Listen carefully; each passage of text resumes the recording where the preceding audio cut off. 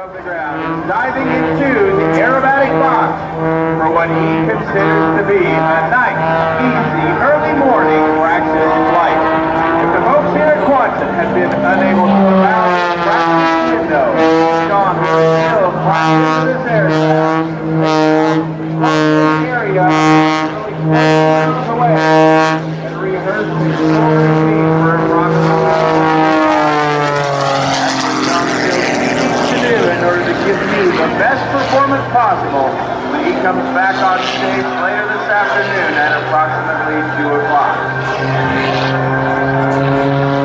I think Rob had mentioned earlier that this is an all-new aircraft that you see Sean flying. It looks very similar to the one, but believe me, it is a completely new machine, a revolutionary machine. This aircraft weighs in at barely 1,227 pounds. And watch now as Sean performs a forward flip and then rolls his way over the top. This aircraft weighs in at barely 1,227 pounds and it is powered by more than 400 As you can imagine, it is the most high-performance aerobatic biplane in the world today. Some of the unique features on this aircraft are the fact that it has 4 wings.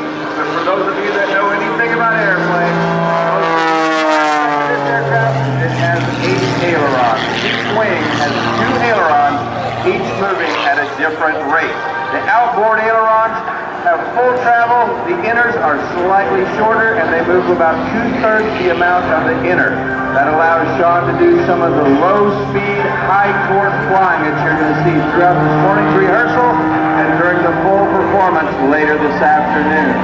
In addition, this aircraft has a revolutionary all-carbon fiber construction, and it has a deflection on the elevator of more than 45 degrees up and 45 degrees down. And watch closely now, 0 forward airspeed hard, full left rudder, as Sean completes not 1, but 2 consecutive hammerhead turnarounds. He pushes away from the crowd, experiencing over 6 negative G's at the bottom end of that maneuver.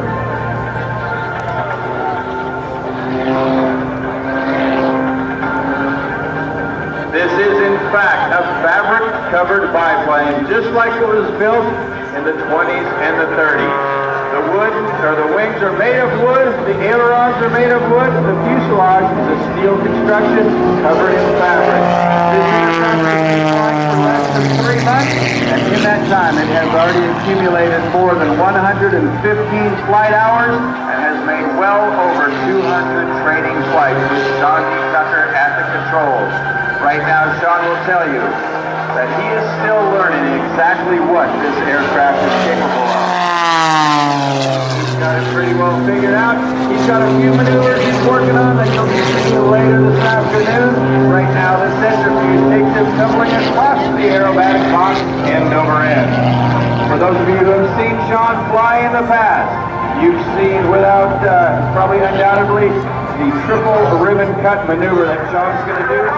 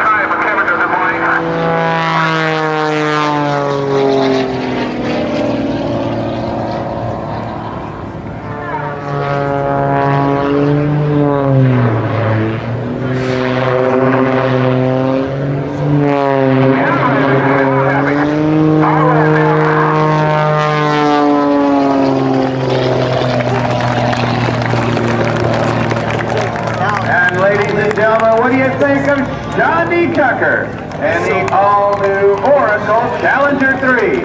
Sean's going to set up for landing, but he is going to be back later this afternoon. So now, ladies and gentlemen, we're going to get the day kicked off for real.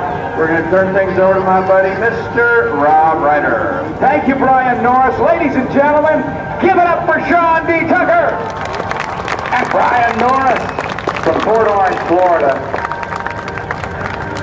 Brian Norris, in his own right, is a great aerobatic pilot, and he flies this airplane as well, but not in the shows. That's all Sean D. Tucker, and you will see more of Sean D. Tucker in a little bit.